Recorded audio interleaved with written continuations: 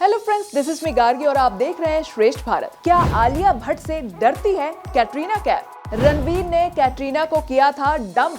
कैटरीना सलमान से ज्यादा रणवीर के करीब थी। कैटरीना रणवीर से शादी रचाना चाहती थी। ये बात हम नहीं कह रहे हैं, बल्कि रणवीर कैटरीना के अयोध्या वाली फोटो देखकर तमाम यूजर्स कह रहे हैं। अयोध्या में हुए श्री राम की प्राण प्रतिष्ठा समारोह के लिए बॉलीवुड के दिग्गज कलाकारों को न्योता भेजा गया था, जिसमें से कैटरीना कैफ, उनके पति विकी कौशल, रणबीर कपूर और आलिया भट्ट भी शामिल थे। लेकिन वहां पहुंचकर कैटरीना कैफ ने रणवीर को बिल्कुल भी नहीं दिया भाव। ना वो उनसे मिली, ना बात की और ना ही कहीं पर साथ में फोटोज क्लिक करवाया।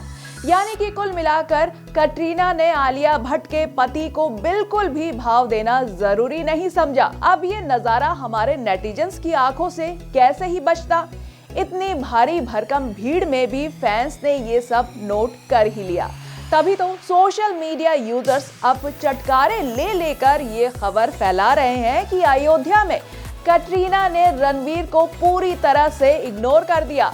पर सवाल अब ये फंसता है कि अगर बात एक्स की है तो फिर सिर्फ रणवीर ही क्यों?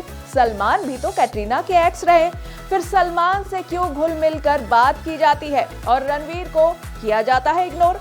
हाल ही में उन्होंने टाइगर 3 में सलमान के साथ काम किया था और आगे भी करती रहेंगी।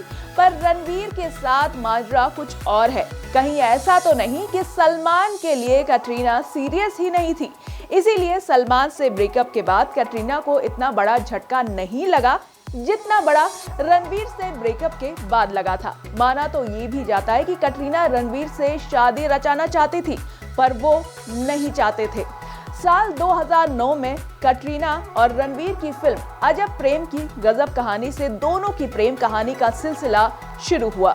तब माना ये जा रहा था कि सलमान और कैटरीना के बीच रणवीर कपूर आ गए थे। 6 साल दोनों रिलेशनशिप में रहे, लेकिन उसके बाद अलग हो गए।